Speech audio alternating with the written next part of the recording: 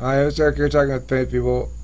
Bo's here. Faith Bo, Hook Bo, whatever you want to call him. He's here and he's talking to me about me gaslighting him, trying to get him to change his beliefs. So, okay, you believe that there's something that I'm trying to get you to not believe. What is it you think you believe that I'm trying to get you to not believe? That there are periods of moral development where institutions become less powerful. I mean, I don't think I ever disputed the fact that there are periods of time where certain institutions might become less powerful. I rejected the notion that there's a strengthening and weakening cycle for governance in general because it is always thickening, right? Yes, but I think that the focus or the central pressures of what we should be focusing on changes throughout different periods. Think it's a good change? You're referring to historicism, right? Huh? Oh, look, Zachary, Were you referring a little to dialectical? background. Hold on, a little background for you before you dive right into this is that Zachary and Bo and I had a couple of throwdowns last night or something like that. And I think it was last night. And then there was another video after he left where the rest of us sat there and talked about the previous throwdown. And there was discussion of why Bo was not being very responsive to certain things or not responding particularly well. And he's now said, "Well, Eric, you're gaslighting me. You're just trying to get me to change my beliefs." I don't think I'm trying to get anybody to change any beliefs personally, but that's what he said. And I don't know why you Come mean the word on. gaslighting. How do you want people to change their views, though? I don't know want people. My goal is not to get people to change their beliefs. It's to get them to change how they argue. Well, back and well, I mean, I'm kind of familiar with, well, based on like seeing your meme feed on Facebook a while back, Bo, and from what you said, do you ascribe to dialectical materialism? Uh, I have a lot of issues with how that would actually play out in a world of like individuality for or independence to the atomization of the or the just the independence of something.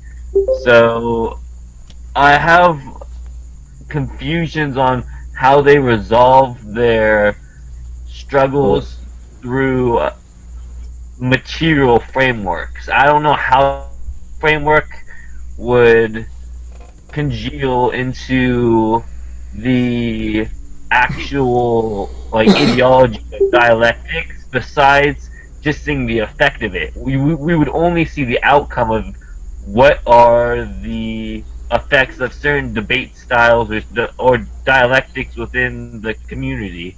So it's not as if we can directly observe dialectical materialism. It's that I think we use it as a framework to look at higher processes that are going on in the community.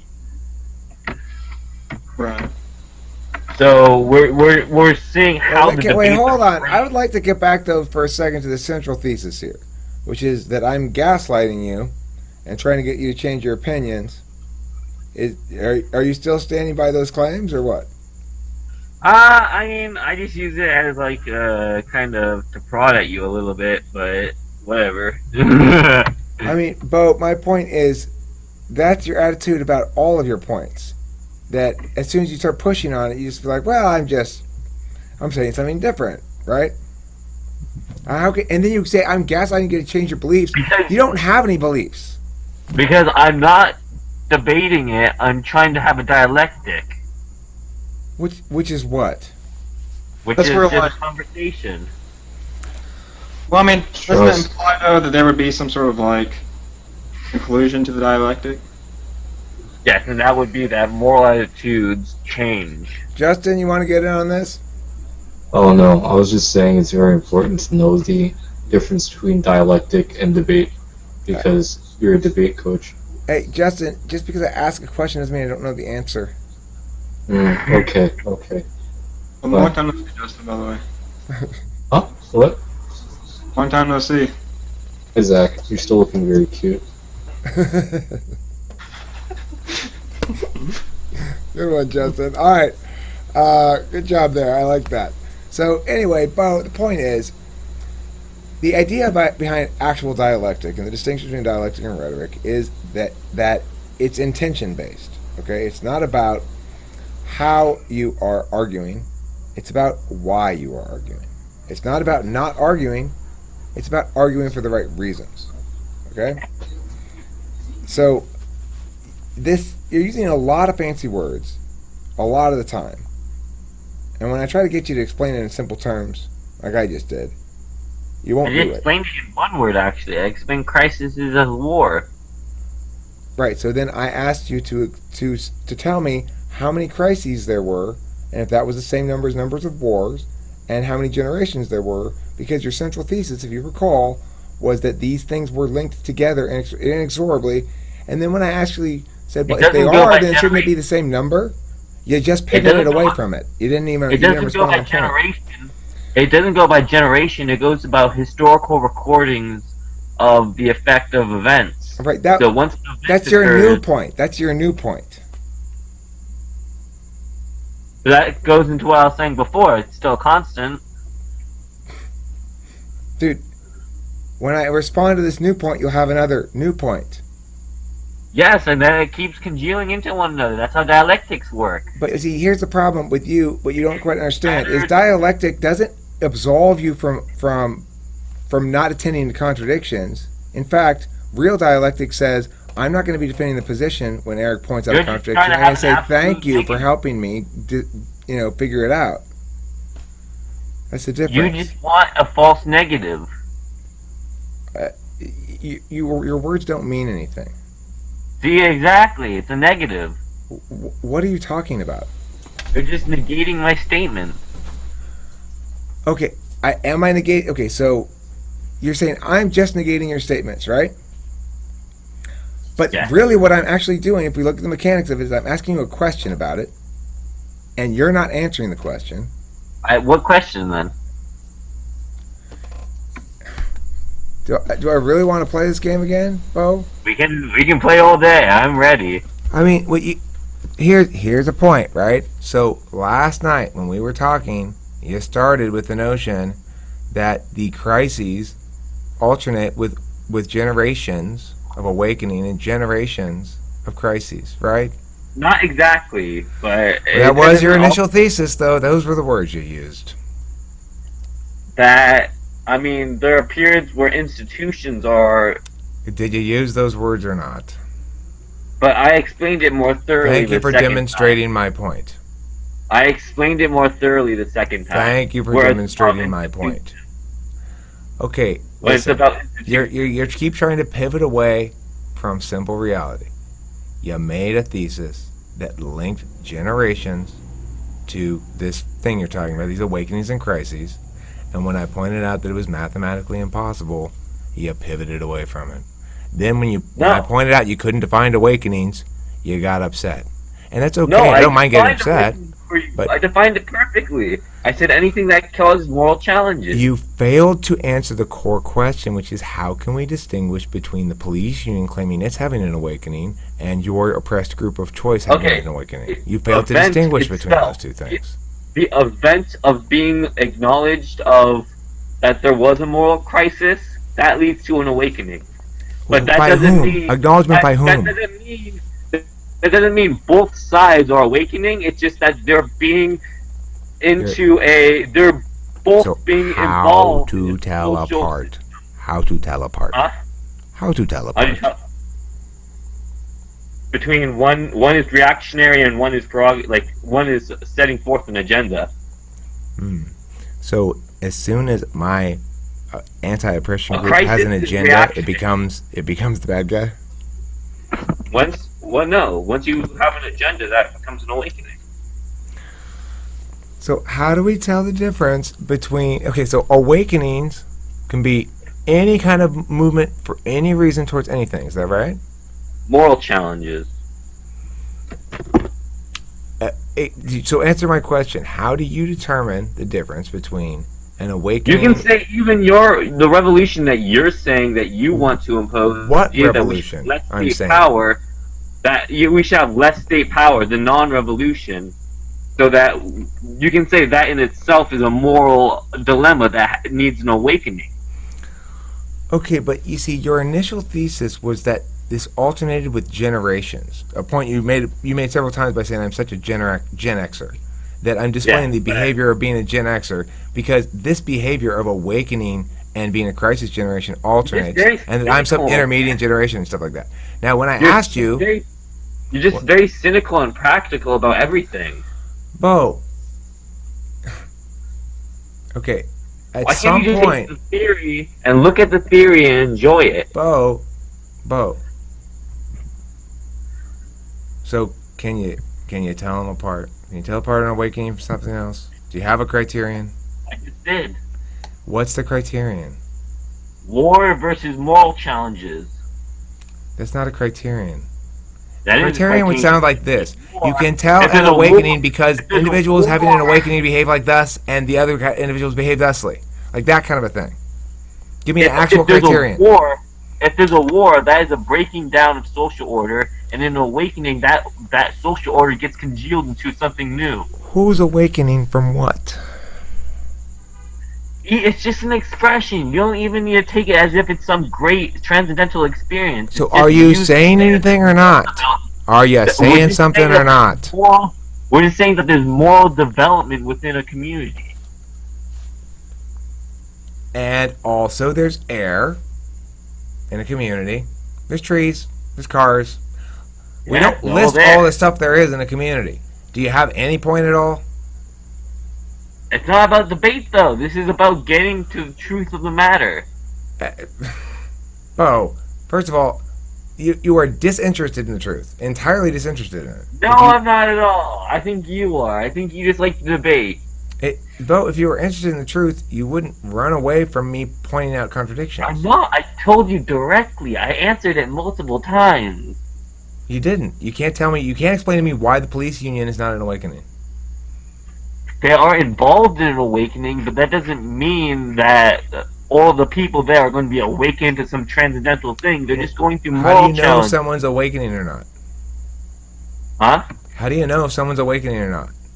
It's not a state of being. It's So not what as the if fuck you're- is it? What are you saying? It's that it's the transition between what an ideal is for someone else and being that ideal being imposed on society. Okay, so fine. So is it any law then? Any passage of any laws in awakening? I mean, I think it would probably. law is the main development of the social dialectic. Well, can you give us an example of a period in history where that has happened, and one of those awakenings have achieved something like concrete results that we can look at and be like, okay, that was a result of that. I imagine an example would be like the French Revolution, right? Yeah, that'll be definitely one. And Nazism was the high of the German awakening. I would think that would be more like German nihilism. You think? Yeah, but they kind of like tried to rise above that. They used that as fueling for their. Yeah, it was feeling for sure. So is any social movement an awakening? Or not? It doesn't need to be an awakening. It's just it can awaken people to certain ideals. It doesn't need to do that, but it can cause that effect. So what's your point about awakening? It doesn't need to be some transcendental thing. It's just that we change our prescriptions for society. That we flush out the old and put in the new every so often. I mean, that happens on a continuing basis. Yes. That's the point, I think. So what's the point? Are you just describing an aspect of the status quo? It's just happened. Yes, I'm describing it. It's just something that's been happening, like at a more frequent pace. That's been more congealing with other nations. So we plan it. Who plans it? We as institutions do. Which institutions? The academic institutions. Plan what? Events for seasonal activities and seasonal, like, So let like me just get this straight, Bo. Oh, let me get this straight. So far, what you've told me is that communities experience responses to problems where sometimes they act and sometimes they don't. And schools and shit hold seasonal events. Fantastic. That's spectacularly informative. I mean, it Here's how I would describe it. If I were arguing, explains what we're in right now. I would describe it as this: there are if you look back over the course of civilization, especially like the West, for example, you can view it as a sort of organism where there has been evolution and change in the general ideologies and the consensus of thought throughout the society with the individuals. And if you look at a particular instance in time, you can notice, like for example, the French Revolution, since that was brought up earlier. The French Revolution wasn't just something that happened on a social scale. It affected a lot of the philosophy at the time. It affected the academics. It affected everything. And it's you can examine all aspects of society to see how certain ideals can affect change on a massive scale. So is that what you're explaining, Bo? Yeah, exactly. That was really good, actually. Well, there's no doubt that people's metaphysical states have a massive are the determinant factor in what happens with social policy and public policy. There's no doubt about that, and it's always been so. Or the reason we had kings was because there was a time in which people were in those places. It's geographically linked as well. Had a high tolerance for subjugation. Now you can create that. Look at North Korea now, right? So this is why I'm a little bit resistant towards the notion that there's a steady pattern we can look to, because it really depends on the place and stuff like that. However, I do agree with you entirely that individuals in a free and fair society which have access to open discourse go through a process of improving each other's cognition through discourse in an open forum, and ultimately better the species in that fashion. Well, I think that I don't think it necessarily needs to have open discourse. I think that because if you look like the French Revolution, for example, I don't think that they were regularly like going down to the peasants like, "What do you think about this?" Like, do you have any like profound insights into like how we ought to run society or anything? So I don't think it was necessarily like open discourse. I think it's just something that sort of it's almost like a cultural phenomenon that happens. That I think that certain thinkers have looked at and can identify trends in it, and that might explain why it might have happened. Yeah, we're not doing it to predict the future. We're doing it to look at what happened already. I mean, I would guess that the French Revolution had a lot to do with all the starvation. But It wasn't like a lot of things like the income equality and stuff was getting like really bad, and then the peasants pretty much being treated like shit. Honestly, at the end of the day, if you got a peasant class that's starving, then you're failing to give them even the minimum. You're failing to provide a system that allows them to attain even the minimum that you could threaten them with something worse. You know, like if I'm already going to starve to death, there's little impetus for me to be cooperative. Yeah, you can't really deny also the role of probably the Enlightenment in the revolution as well. I mean, I agree with you guys. Yeah, that's why I was saying like I'm not disagreeing with it. Like a lot of like ideas where you can see them. It happened in a massive scale. You know, like it affects every aspect of the civilization, which I think is really interesting. The thing is, currently, I think that the enlightening of the species, which is what's happening, is very much geographically specific, right? So, if you're in the West and you're accessing American media, you are going to display a level of consciousness on one kind of a spectrum. Either like this kind of discourse on one end of it, and this sort of like let's build a wall kind of discourse, but even cruder than that. I don't even say that any possible credence. You know, like let's just nuke the whole Middle East and be done with it kind of arguments and stuff like that. That kind of stuff is going to be the low end of the spectrum in this context, and the high end of the spectrum is going to sound something else. In other contexts, though, the high end of the spectrum has a much lower ceiling because they've not evolved in a free discourse kind of a environment. I think. Neither did the Nazis. Nazis. What about them? They didn't have a free discourse environment, but they still had an awakening. Well, see, this is why I was kind of trying to pin you down on what that means, because to me, There's a lot of rhetoric by Hitler saying that he's causing an awakening within the nation. okay, but see, this is why I wanted to pin you down on what it meant, because if an awakening is any kind of social movement, then, you know, what We shouldn't look at it as peaceful. It's not a peaceful thing. It's recycling. It's recycling the old ideologies. It's not though. Well, But- I don't think that Nazism was a recycling of any old ideology. If you're talking about the appropriation of Nietzsche and nihilism, I think that it really was a misappropriation, not really recycling. If they really wanted to recycle it, Nazism would never have started because, Nietzsche's philosophy really does not talk about Nazism in any way, does not support Nazism in any way. Like, you look at his work on ressentiment, right? Nazism is literally ressentiment personified.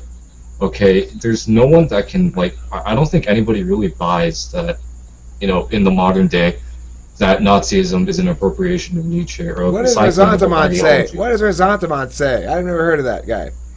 I mean, they're trying to oppress the. Wait, hold on, Bo. I want to answer my question first. Justin, what does Resentiment say? Resentiment isn't a person. What is it? It's, in English, it'd be resentment. What is it? What are you citing, or what? Are you... It's from some of Nietzsche's works. You Yeah, always it's from use- Nietzsche's. Oh, okay, fine, gotcha. I mean, It sounded like you it's were just- doing a debate citation. Go ahead, Bo. Sorry to interrupt. Go ahead. It's just the suppression and directing of class wars so that we can have new, institutions. So, Directed by whom? Huh? Directed by whom? Hey, Spec. It doesn't matter anymore. I mean, the individual is still pretty anonymous within the whole process. Well, So you need to have a directing agent if you want to have a direction of class, class warfare. If you really want to define Nazism as class-based, which I think is another discussion in of itself. It's that they're trying to create a harmonious society through the repression and direction of class war. It's that you're using it against itself. who? So who's saying this? I am. That's what I think fascism is. You mean in Nazi Germany or now? Any kind of fascism. That's my general definition of fascism. Are you saying it's happening now? It's violence for its violence sake. Are you saying it's happening now?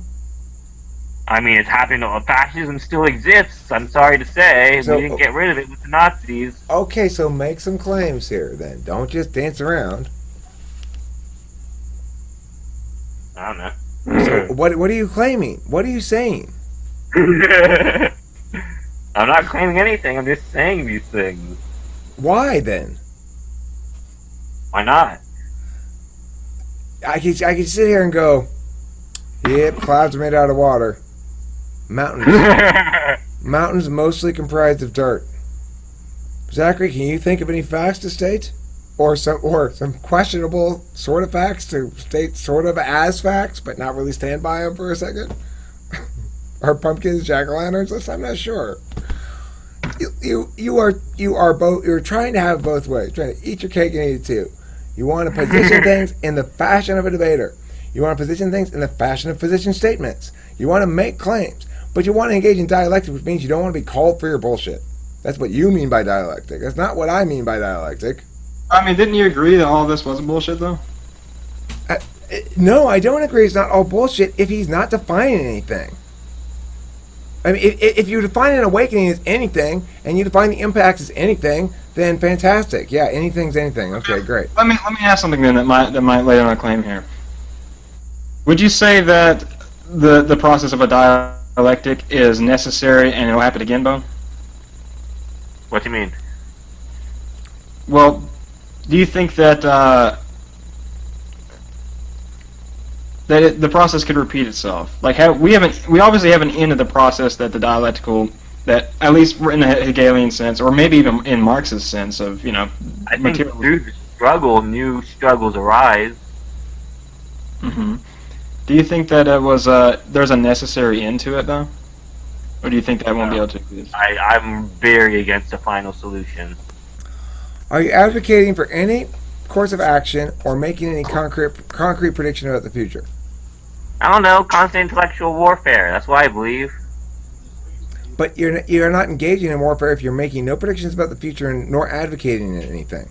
We are making predictions about the future, but we're not saying that they're going to come true. We're saying that this is how it's been throughout the society so far. So we're going You have to have a sense of realism to us. Sort of Can't predictions. The key point being that they're not falsifiable. We want to make sure we understand that we're not going to say anything falsifiable, right? I predicted the Industrial Revolution, but that's all. You backwards predicted the Industrial Revolution? No, that's what I predict. There'll be the biogenetic one, but that's all I predict. Okay, fine. I know, we had that discussion. But the point is, why do you keep trying to pivot away from everything that you're saying? I don't know what you mean by that.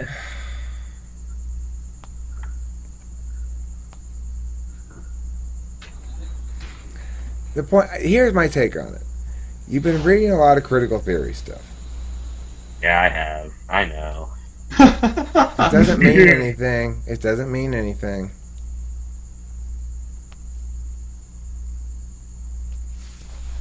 I don't know. I think Hegel was onto something with the whole his version of dialectics. But I mean, part of the things I have wrong with Hegel, where his famous line, what is it?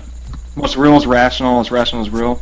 I think that implies that every new process implemented, or every new perhaps awakening, is a rational one that is necessary to get to the next step.